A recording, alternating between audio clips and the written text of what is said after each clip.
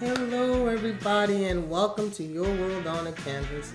Today we're just going to recap the games that were played yesterday and talk a little bit about the teams and their chances of making it to the NBA Championship. So we are going to start, actually while you're watching this video on the Miami Heat, let me put it this way. It's not going to be the ones that you think that are going to come out of this alive. And I say this with a caveat. Look at the coaches of these teams and the players that make them up. For instance, let's look at Miami and Denver, right? Most of Miami's players have been disrespected, okay, just like Denver, except that the difference between Miami and Denver is that Miami has a championship coach in Eric Spoelstra. Now, Eric and Brad Stevens are similar, and we'll get to Brad Stevens later on down the line, but let's continue talking about how the Denver Nuggets are not going to make it. They're not going to make it past the first round. The Joker is not showing up, came back lighter, but hey, because of the mentality of these players, that's what you have to pay attention to, their mentalities. What type of environment did they go to school in? The Joker was a big name over there in Europe, so he's used to the clouds. It's the clouds that it makes that fuels him.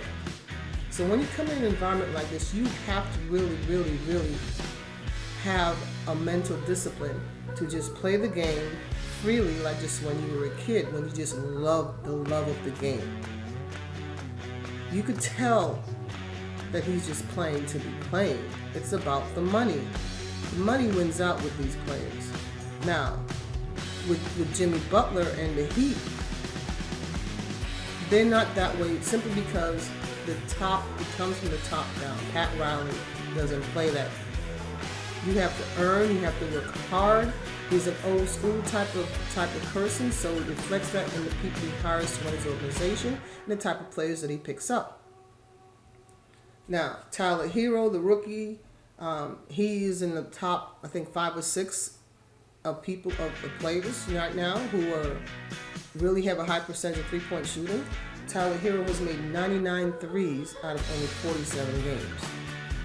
That's a whole lot more than all these other players like Harden and everything else with his percentages. So, quick release, very quick release. Then you have Duncan Robinson. He's their small forward right here, about to shoot. Well, is he going to shoot? No, pass the ball.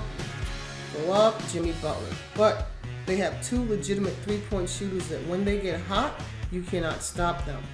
So just pray for the rest of you that Robinson and Hero don't stay hot throughout this whole process in the bubble, because they are used to not being the stars. They just go out there and play and compete, and that's what you need right now, to see the true competitive fires of these players. Let's talk about Olynyk. How did Olynyk come off the bench and give you 20 points? Where is the defense, Denver? I think Denver relies too much on its high mile factor, the mile high city. That's their only true advantage because of the altitude. Excuse me. And that's it. It's just about the altitude. There's nothing else with Denver. You cannot say anything about Denver. They just don't have it. So they'll go by the wayside. Let's move on. We are now talking about the Jazz and the Thunder. The Thunder are the same thing. How could Donovan Mitchell only have 1 rebound? He's 6'3"? And Kyle Lowry, who's about the same height, had 6 rebounds. They're built the same, stocky. I don't think Donovan Mitchell doesn't know what it takes, doesn't realize what it takes. What is he working on? Again, you look at these players and it's about mental toughness. Do they have enough mental toughness to actually play because of the love of the game without a crowd there to incite them? And Mitchell is clearly showing that he needs somebody. He needs the crowd. Mike Conley's a wash. There's no chemistry with the team. Absolutely no chemistry. He doesn't fit. And the Jazz they're just not gonna say that they made a mistake. So we'll move on from the Jazz. They're just a non-factor from now on. So let's look at the Thunder. The Thunder had 2 players with 6 to 7 assists. That's Shai Gilgeous and of course the incomparable Chris Paul. Isn't that a shame? 2 players had more assists than the entire team. Let's move on. That's not even worth saying. Let's talk about these fools right here, the 76ers. Tell me, in God's good name, that you allow T.J. Warren to hit you up for 53 points? Aren't you supposed to be long and a defensive team? A defensive juggernaut? Let's see. Embiid, 41 points, 21 rebounds. It didn't matter. Simmons, a double-double, 13 points, 19 rebounds. Is that right? I probably miswrote that, but 11 rebounds I believe he had. 13 and 11. Okay, both had double-doubles. Where is the vaunted Josh Richardson and his defense? Joel Embiid, your numbers don't mean anything. You and Simmons are not a good fit. Philly is broken. The process is broken. The parts are not fit. They're just a bunch of players you threw together and hope they stuck on the wall and work out. You have to do better, Philly. You really, really have to do better. Oladipo, what did Oladipo have, like 14, 15 points? Something like that? And you allow T.J. Warren. Think about that. You are supposed to be the beast of the East, coming out of the East. And you allow T.J. Warren to go out there and drop buckets on you. Like he was Kyrie Irving in a video game. Dropping buckets. What does that say overall? Where is Al Horford? Horford, $100 million in Horford's voice has been silenced. He would have been better off if he stayed with the Celtics. But no, they chased the money. Yes, it's great to have money, but you can only do but so much with that money if you invest it wisely. If you had $50 million, you could still invest it wisely. I'm not saying don't get what all you can't, but still, in the process of getting your money, understand where you're going. The grass is not always greener on the other side. T.J. Warren, wow, just killing them. Let's move on. Lakers Raptors. Again, Mr. Anthony Davis. Mr. Failure to Launch. Excuse me. LeBron James, okay. It is LeBron's team. Every single one of those players LeBron wanted on that team. But Kyle Lowry, the little bulldog. Look at him. Along with Fred VanVleet. They're the ones. And the X factor. Nobody thought Anunoby was going to be anything. Actually, I didn't either. They're like saying, they're missing Anunoby. That's why they went and got Kawhi Leonard last year. Everyone's putting Kawhi on a pedestal. Kawhi isn't all that. He just lucked out. He's lucking out. He's a good player. He's above average player. But I'm telling you, he will not be able to carry the Clippers to the championship. All right? They may come out of I doubt they'll come out of the West. If you think about it, I'm taking the Thunder with Steven Adams and Chris Paul. Everybody thought Chris Paul going to the Thunder was bad, but he figured it out. Those boys listened to him. He finally found a team that would listen to him, and they listened and it's paying off. And if you see them in the Western Conference Finals, don't be surprised, because the Rockets and the Lakers and the Clippers, there's a crapshoot between the three of them. Everybody's, saying that they're the favorites. You cannot deal with them. Look at this. Serge Ibaka, Anthony Davis. Look at him. Just standing around, barely moving. What is Anthony Davis doing? He gets buckets dropped on his face in the perimeter. He stands out on the perimeter. There is nowhere. Where is he? Why is the offense having him out on the perimeter? What good is it doing for Anthony Davis to be on the perimeter? If you put him down low, it draws the defense, and your three-point shooters will have a whole lot better chance and have an easier time of shooting. That's when you'll see J.R. Swish coming into view. But right now, it's a grind, and it shouldn't be a grind like that if you're the favorites. But it all comes down to mentality. If you are used to having a crowd, it will show in your game, because it's about showing up for the crowd, and it's not showing up for the love of the game.